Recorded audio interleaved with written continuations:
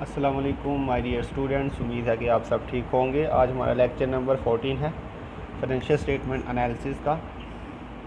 और आज हम जो है वो गिटमैन की बुक से स्टार्टर एक्सरसाइज है 2.2 ये सॉल्व करेंगे। लिखा हुआ complete the 2003 balance sheet for Okela industry using the information that follows it. जिसने जो आपको बैलेंस शीट दी हुई है जिसमें बहुत सारी वैल्यूज़ मिसिंग है। इसके अलावा उसने आपको ये एडिशनल इंफॉर्मेशन नीचे बताई हुई है। Sale total 1 million 8 lakh, gross profit 25%, inventory turnover 6 times है। There are 360 days in a year, average collection period 40 days, current ratio 1.60, total asset turnover ratio 1.20 और डेट रेशो जो है वो 60% है। तो जी बच्चों, मैंने आपको बताया था हम ये फार्मूले जिस तरतीब से दिए हुए हैं इसी तरतीब से लिखते जाएंगे। अगर कहीं पे जो है वो कोई कैलकुलेशन नहीं हो सकती तो हम उसको वहीं पे स्किप करके नेक्स्ट पे चले जाएंगे और बाद में जब कोई डाटा कलेक्ट हो जाएगा फिर उसकी बेस पे पिछले वाली कैलकुलेशन दोबारा करेंगे। तो सबसे पहले तो बच्चों उसने आपको टोटल सेल दी हुई है तो इसका तो डायरेक्टली कहीं पे कोई यूज़ नहीं है और इसका कोई फार्मूला नहीं है। नेक्स्ट पे चलते हैं ग्रॉस प्रॉफिट मार्जिन। तो जी बच्चों, ग्रॉस प्रॉफिट मार्जिन 25% है। इसका फार्मूला यूज़ करते हैं, ये सेल याद रखिएगा 1 मिलियन 8 लाख है। तो ये बच्चों हम ग्रॉस प्रॉफिट मार्जिन का फार्मूला लगाया, gross profit over net cell. तो बच्चों नेट सेल हमारे पास गिवन थी 1 मिलियन 8 लाख और ग्रॉस प्रॉफिट मार्जिन 25%। पुट करते हैं बच्चों वैल्यूज़। ये हमने पुट की ग्रॉस प्रॉफिट मार्जिन 25% और ये नेट सेल आ गई। इनको बच्चों क्रॉस मल्टीप्लाई करते हैं आपस में। तो ये आपके पास जो है ये 1 मिलियन 8 लाख का 25% लिया तो ये 4,50,000 आ रहा है ग्रॉस प्रॉफिट। तो बच्चों ग्रॉस प्रॉफिट जो है वो यहाँ पे बैलेंस शीट में कहीं पर भी यूज़ नहीं हो रही, ये आगे वर्किंग में जाके यूज़ होगी। तो देखते हैं उसके बाद नेक्स्ट है बच्चों इन्वेंट्री टर्नओवर। तो इन्वेंट्री टर्नओवर रेशो का बच्चों हमारे पास क्या फार्मूला है, cost of goods sold divided by average inventory. तो इसके अंदर बच्चों उसने हमें इन्वेंट्री टर्नओवर तो बता दिया था 6 टाइम। अब इसमें बच्चों हमारे पास दो चीज़ें यहाँ पे कॉस्ट ऑफ गुड्स सोल्ड और एवरेज इन्वेंट्री। एवरेज इन्वेंट्री तो क्वेश्चन में नहीं दी हुई। तो कॉस्ट ऑफ गुड्स सोल्ड हम कैलकुलेट कर लेते हैं बच्चों। ये कैसे कैलकुलेट होगा, इसका फार्मूला आपको आता है बच्चों सेल माइनस ग्रॉस प्रॉफिट। तो सेल में से ग्रॉस प्रॉफिट माइनस करेंगे तो हमारे पास कॉस्ट ऑफ गुड्स सोल्ड आ जाएगा।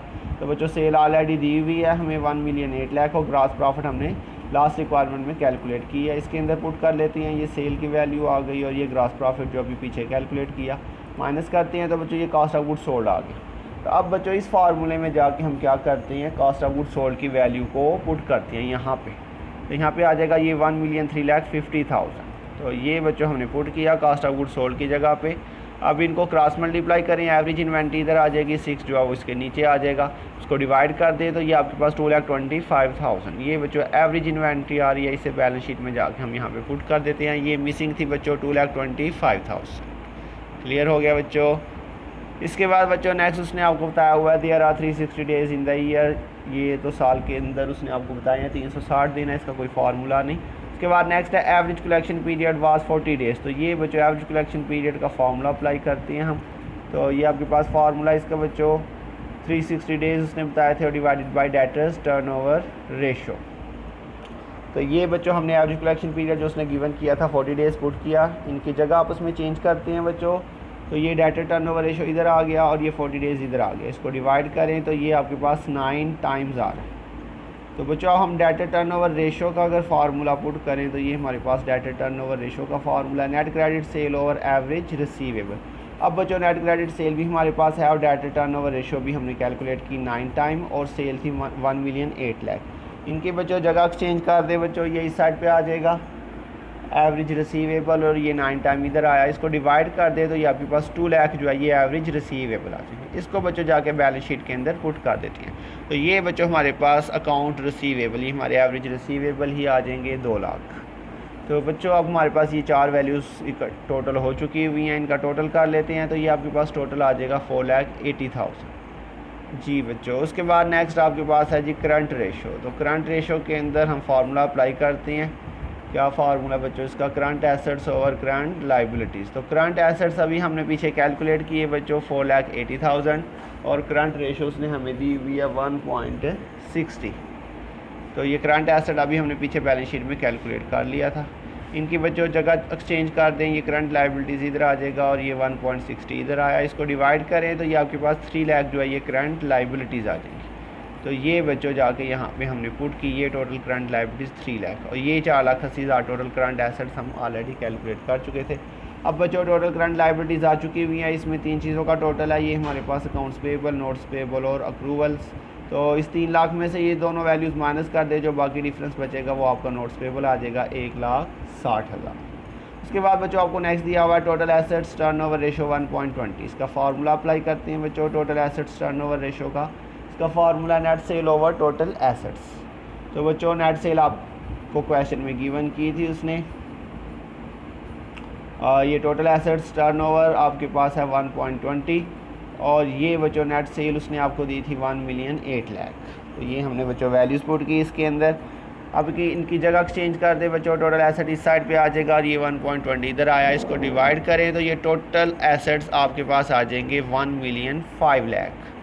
तो ये बच्चों हम इसको 1,05,00,000 यहाँ पे बच्चों हमने टोटल एसेट्स पुट किए।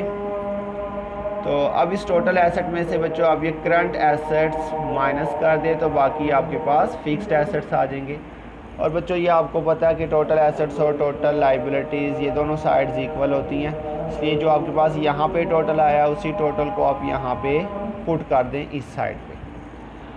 अब इसमें से बच्चों आप शेयर होल्डर इक्विटी माइनस करें 15 लाख में से तो आपके पास बाकी बचेगा टोटल लाइबिलिटीज़। ये देखिए ये 2 चीज़ों का टोटल है, total liabilities and share holder equity. तो बच्चों 15 लाख में से आप ये शेयर होल्डर इक्विटी माइनस कर दें तो बाकी आपके पास 9 लाख बच रहा है। तो वो जो 9 लाख बचेगा बच्चों वो क्या बचेगा, वो बचेगा टोटल लाइबिलिटीज़, जबकि यहाँ पे हमें चाहिए लॉन्ग टर्म लाइबिलिटीज़। तो बच्चों 9 लाख टोटल लाइबिलिटीज़ आई। टोटल लाइबिलिटीज़ में से आप करंट लाइबिलिटीज़ 3 लाख माइनस कर दे, बाकी जो बचेगा वो आपके पास आ जाएगा लॉन्ग टर्म डेट्स। क्लियर बच्चों, 6 लाख कैसे आया, 15 में से हमने ये 6 माइनस किया, आपके पास बचा 9 लाख। तो वो 9 लाख क्या बचेगा, वो आपके पास बचेगा टोटल लाइबिलिटीज़। तो बच्चों टोटल में करंट भी होती है, लॉन्ग टर्म भी होती है। तो आपने टोटल लाइबिलिटीज़ जो 9 लाख बच रही है 15 में से 6 माइनस करके, उस टोटल में से ये 3 लाख आपने करंट माइनस की तो बाकी आपके पास लॉन्ग टर्म 6 लाख बच जाएगी। तो ये बच्चों हमारा आज का क्वेश्चन था। मुझे उम्मीद है आपको समझ आ गई होगी। तो अपना ध्यान रखिएगा, इंशाल्लाह बहुत जल्द मिलेंगे नेक्स्ट लेक्चर के साथ। तब तक के लिए अल्लाह हाफिज़।